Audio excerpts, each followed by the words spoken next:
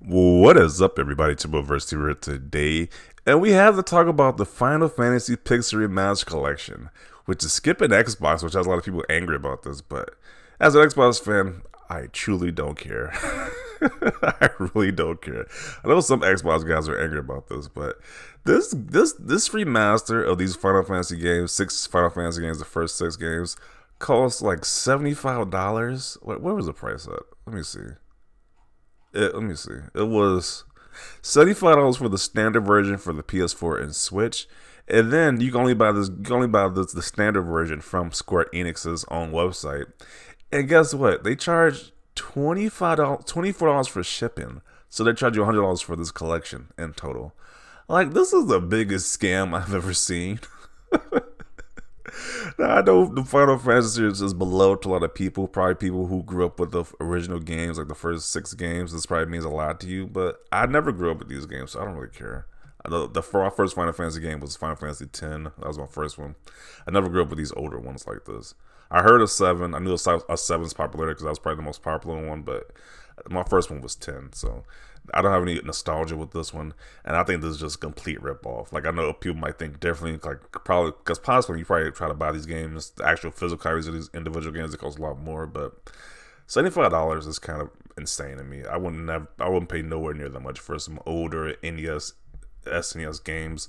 Like Black Friday, I got the whole TMNT, the TMNT collection for $20 on Black Friday, and this was 13 old Ninja Turtle games. Sure, I know the Final Fantasy games are a little bit longer, and they actually probably remastered these, but I don't know. When you compare $20 to something for like $75, I was like, that's a big difference. It was like the same thing. You get classic older games that the fan base loves the TMNT games. The fan base loves the Final Fantasy games, but why is this one so much more? I don't know. It's just ridiculous. And then that's the standard version. So if you want the real super duper edition, the collector's edition, you got to pay $260 plus tax, and plus the shipping fee of $24. So you're paying over $300 for some old games, but you get this included. You get like a vinyl, an anniversary box, a special box, some art book, figurines, and a lenticular sleeve. Oh wow, $260, over $300 for this. You got it. As an Xbox fan, I'm not paying that price anyway. They got it. I don't really care, but Xbox fans were angry about this. Some were angry. It's like the Nintendo and PlayStation fans can get finessed over this. I don't got a dog in this fight, in my opinion. But some Sony fanboys did take advantage of this nonsense to spread their anti-Xbox nonsense on the internet.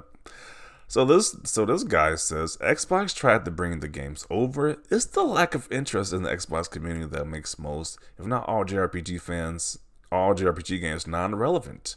Still waiting to hear someone play or talk about the gem that is Ni no Kuni. Now, you want to know why this is so much nonsense? Because if this was so true that Xbox gamers just don't buy JRPGs, then why would Sony be paying Square Enix to keep Final Fantasy VII off Xbox? Why would they do that? Like, why would they do that? If nobody's going to buy the game even on Xbox, then why would Sony have an exclusive deal to keep Final Fantasy VII Remake on PlayStation? Doesn't make any sense. Seems like a waste of money to me. If nobody's going to buy it anyway, why would you pay money to keep it off the rival platform if nobody's going to buy it on that platform anyway?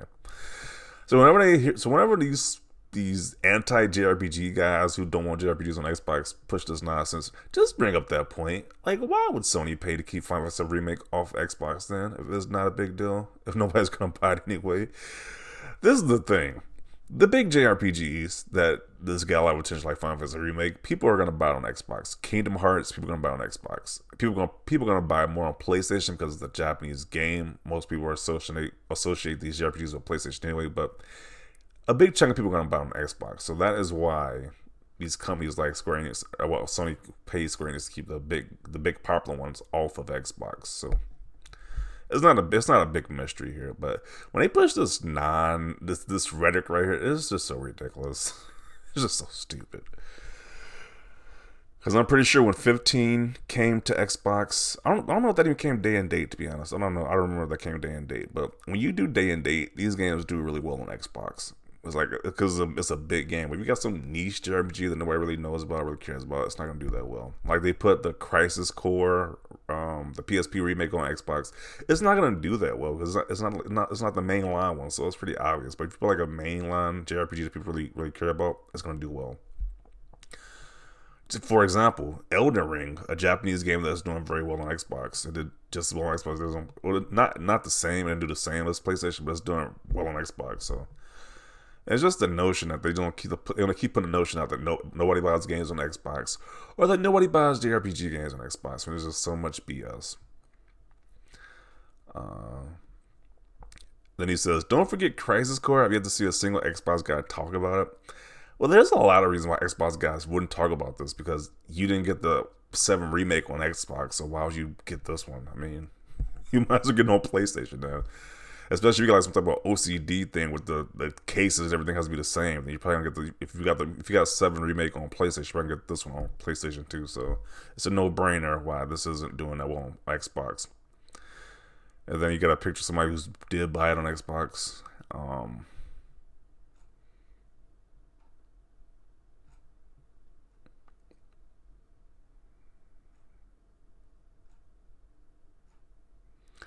This isn't a good argument to be had. Not all titles are created the same, so the same or are desired by the same. Perhaps the Final Fantasy 16 would have sold very well should launch day one across all platforms. We will never know because Square doesn't want it, so yeah. As like, once again, that doesn't make any sense. If Xbox gamers just don't buy games, then why would Sony keep 7 remake off Xbox and Final Fantasy 16 off Xbox too? It just makes zero sense if they're not going to do well anyway. So.